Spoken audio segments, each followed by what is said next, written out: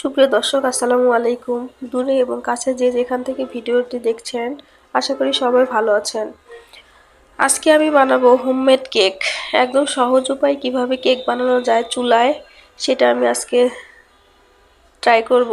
চলুন দেখে নেওয়া যাক কেক বানানোর রেসিপিটা। প্রথমে আমি একটা মিক্সিং বোল নিয়ে নিলাম, 2টা ডিম আমি ভেঙে নিয়ে নিলাম, 1 কাপ চিনি নিয়ে নিচ্ছি, দিয়ে নিব আমি 1/2 কাপ নিলাম সয়াবিন তেল, 1 চামচ ভ্যানিলা এসেন্স আমি অ্যাড করে নিলাম। সবগুলো উপকরণ আমি সুন্দরভাবে মেল্ট করে নিব। একটু সময় নিয়ে আমি মেল্ট করব, যতক্ষণ পর্যন্ত চিনি দানাদার থাকবে ততক্ষণ পর্যন্ত মেল্ট করতেই হবে। চিনিটা যখন সুন্দরভাবে মিশে যাবে ডিমের সাথে, তখন বুঝতে হবে মেল্ট করাটা হয়ে গেছে। আপনারা ভ্যানিলা এসেন্সের পরিবর্তে একটু এলাচের গুঁড়াও দিয়ে দিতে পারেন।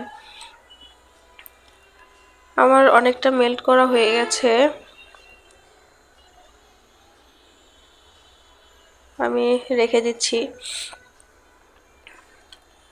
আর একটু মেল্ট করে নিলাম আমি। এখন আমি শুকনো উপকরণগুলো নিয়ে নিব। শুকনো উপকরণ অবশ্যই ছাঁকনি দিয়ে চেলে নিতে হবে। ছাঁকনি নিয়ে নিলাম আমি। 1.5 কাপ ময়দা নিয়ে নিচ্ছি, 1/2 কাপ দিলাম আমি গুঁড়ো দুধ,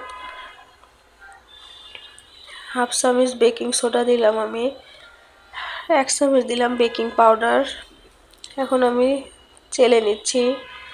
অবশ্যই শুকনো উপকরণগুলো চেলে দিতে হবে, না হলে দানাদার অংশ থাকলে কেকের ভিতরে শক্ত হয়ে থাকবে। এখন আমি সবগুলো উপকরণ সুন্দরভাবে মিশিয়ে নিচ্ছি।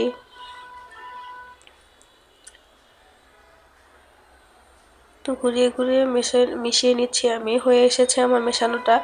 এখন আমি যে পাত্রে কেকটা সেট করব সে পাত্র নিয়ে নিলাম। নিচে আমি একটা পেপার বিছিয়ে দিয়ে তেল ব্রাশ করে নিচ্ছি।